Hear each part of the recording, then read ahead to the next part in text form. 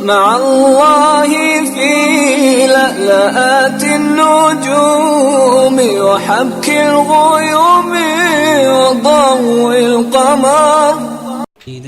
نحمده ونصلي على رسوله الكريم اما بعد. بسم اللہ الرحمن الرحیم. معزز خواتین و حضرات، السلام علیکم ورحمۃ اللہ وبرکاتہ. میں آپ کی خدمت میں حاضر ہوں پروگرام سنہری باتوں کے ساتھ، اور آج کی مجلس میں آپ کے سامنے جہنم سے نکل کر جنت میں جانے والے آخری جنتی کا حال بیان کروں گا کہ آخری جنتی کس کیفیت کے ساتھ اور کس طرح اللہ رب العزت کی ذات سے اپنی التجائیں کر کے جنت میں داخل ہوگا.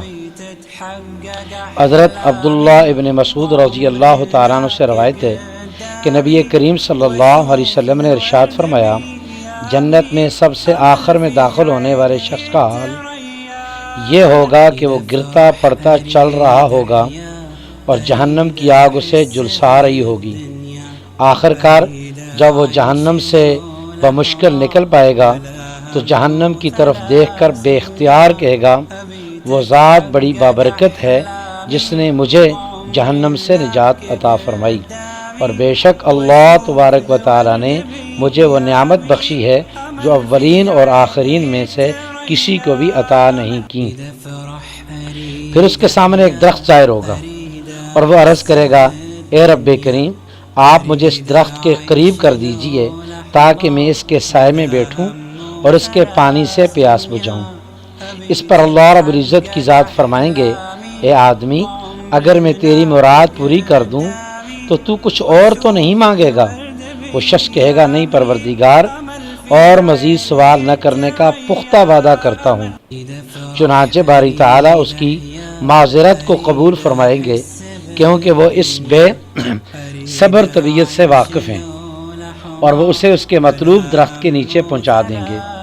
وہ شخص اس کے قریب جا کر اس کے سائے میں بیٹھے گا اور موجودہ وہاں پانی پیے گا.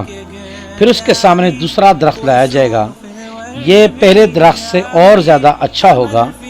پھر وہ شخص اللہ تعالیٰ سے اس کے قریب جانے کی درخواست کرے گا. اللہ تعالیٰ فرمائیں گے، اے آدمی، کیا تو نے کچھ اور سوال نہ کرنے کا پختہ وعدہ نہیں کیا تھا؟ اگر میں تیری مراد پوری کر دوں تو پھر کچھ اور سوال کرے گا. چنانچہ پھر وہ شخص سوال نہ کرنے کا وعدہ کرے گا، اور اللہ تعالیٰ اس کی بے صبری کو جانتے ہوئے چشم پوشی فرما کر اسے اس درخت کے قریب پہنچا دیں گے، اور وہ اس کے سائے اور پانی سے نفع اٹھائے گا. پھر ایک تیسرا درخت جنت کے دروازے کے بالکل قریب اللہ رب العزت کی ذات پیدا فرمائیں گے، جو پہلے دونوں درختوں سے زیادہ خوبصورت ہوگا، اور یہ شخص اس کے قریب جانے کی بھی درخواست کر دے گا.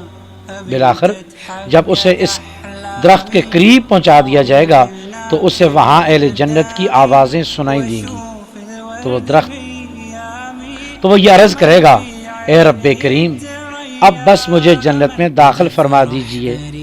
اللہ تبارک و تعالی اس شخص سے مخاطب ہو کر فرمائیں گے، آخر تیرا سوال کرنا کب ختم ہوگا؟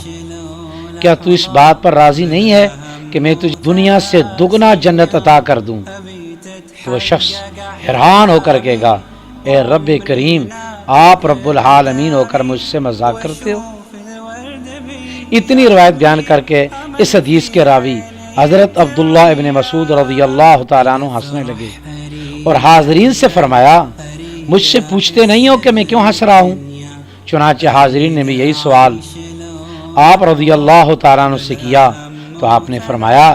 اسی طرح اس روایت کو بیان کر کے نبی کریم صلی اللہ علیہ وسلم بھی مسکرائے، اور جب صحابہ کرام رضوان اللہ تعالی اجمعین نے آپ صلی اللہ علیہ وسلم سے اس کی وجہ پوچھی تو آپ نے فرمایا تھا، میں رب العالمین کے ہنسنے کی وجہ سے ہنس رہا ہوں، کیونکہ جب وہ بندہ یہ عرض کرے گا، الہ العالمین، آپ رب العالمین ہو کر مجھ سے مذاق کر رہے ہو، تو رب العالمین فرمائے گا، میں تجھ سے مذاق نہیں کر رہا، بلکہ میں جس چیز کو چاہوں اس کو پورا کرنے پر قادر ہوں.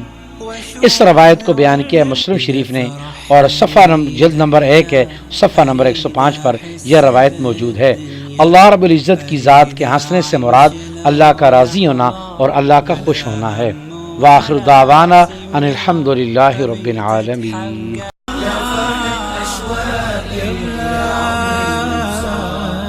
بكرة بيتساءل من كل أيام الصعب.